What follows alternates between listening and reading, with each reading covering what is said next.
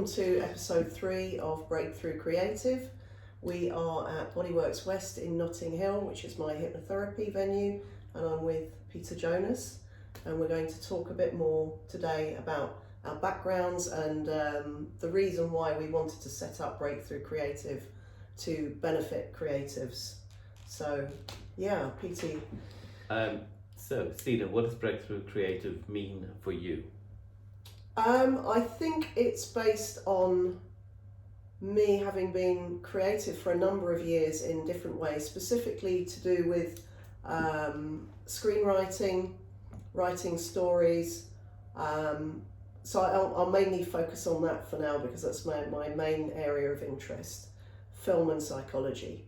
And now I've reached an interesting point where I'm going back to the psychology, which I've studied for many years, to apply some of those principles in terms of overcoming blocks and accessing higher conscious to achieve more creative potential and to actually get results.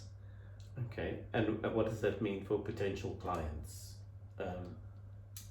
It means that it brings us to this area that we're going to talk about probably more in another episode, which is around the law of attraction and achieving the results that you want, and setting ambitious goals with your conscious mind that you may not achieve because there are unconscious blocks there preventing that from happening. And so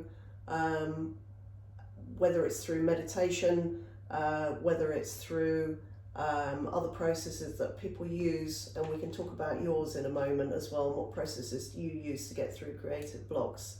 And I think hypnotherapy is a very effective tool for accessing what's called an alpha state of consciousness, where you're much more relaxed, much more suggestible, able to overcome your critical self-beliefs and basically get yourself in a frequency where you achieve more effective results.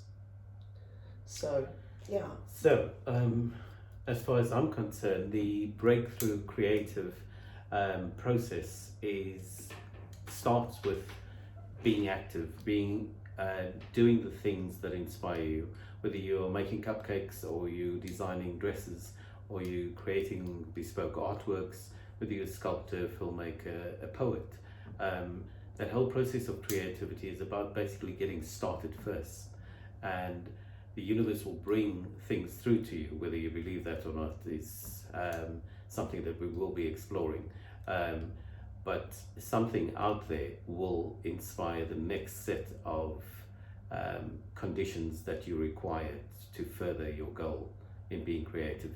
So sitting there and waiting for divine inspiration is not the way forward, but actively starting a process, whether you feel your creative work is mediocre at this point, it will grow, but it needs you to be an active participant. So that's essentially what drives me, but there are other deeper channels that we want to explore through hypnotherapy and more psychoactive activities that will generate endorphins to get you going.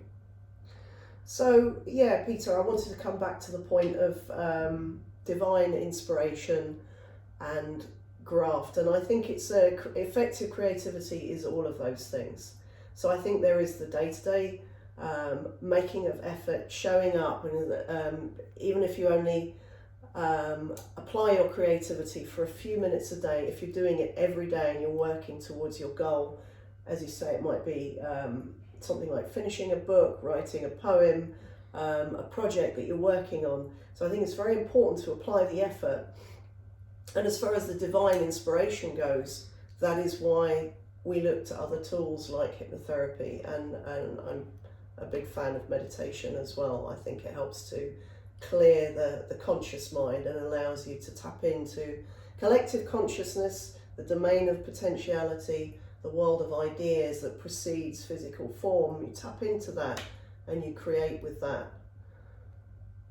Yeah, I think opportunity always meets the person who's already working and already active, and alluding to what you spoke about earlier, you need to be in the game, you need to be active, you need to be focused and willing to make the effort when everyone else is sleeping. you need to be thinking, cogitating about what your next movie is on that principal piece of creative work that you're trying to unlock or unpack. And then think of your audience and think of the reason why you're doing it. That often stunts most people's growth because they don't have a reason for creating, they're just creating.